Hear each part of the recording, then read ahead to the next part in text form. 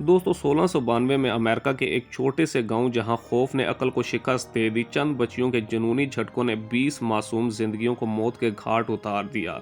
यह है सैलिम विच ट्रायल की कहानी, जहां तोहेमात ने इंसाफ को यरगमाल बना लिया और इंसानियत शर्मसार हुई। दोस्तों जनवरी 1692 में सैलिम विच में एक 9 साल लड़की पेरिस और इसकी कजन एबिगेल विलियम्स ने अजीब हरकतें शुरू की, यानी चीखें मारना, झटके खाना और दीवारों पर चढ़ना वगैरह। डॉक्टरों ने शैतानी असरात की तशखीस की, जबकि पूछगछ में बच्चियों ने 3 खवातीन पर इल्ज़ाम लगाया।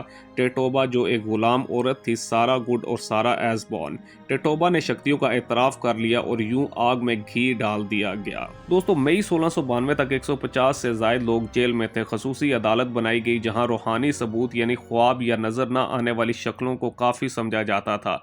जज विलियम स्टोन के सामने इल्ज़ाम लगने वालों ने ड्रामाई अंदाज में बताया कि किस तरह चुड़ैलें इन्हें सताती हैं, जबकि एतराफ़ न करने वालों को फांसी दे दी जाती थी।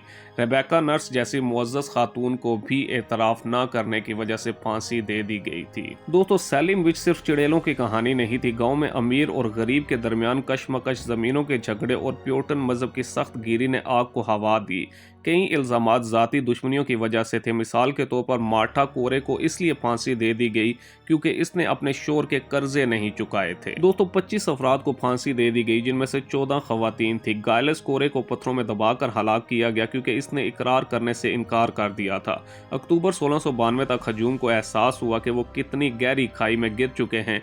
गवर्नर ने अदालत को बंद कर दिया और 1702 में अदालत ने एतराफ़ किया कि इनसे गलती हुई। दोस्तों आज सैलिम विलेज अपने माजी से सीखता है। सैलिम विच मेमोरियल में 20 कुर्बानियों के नाम कुनिंदा हैं। मुअर्रिखीन का ख्याल है कि यह वाक़या इज्तमाई हिस्टेरिया, जड़ी बूटियों के जहर यानी इरगोट वगैरह के इस्तेमाल या समाजी दबाव का नतीजा था।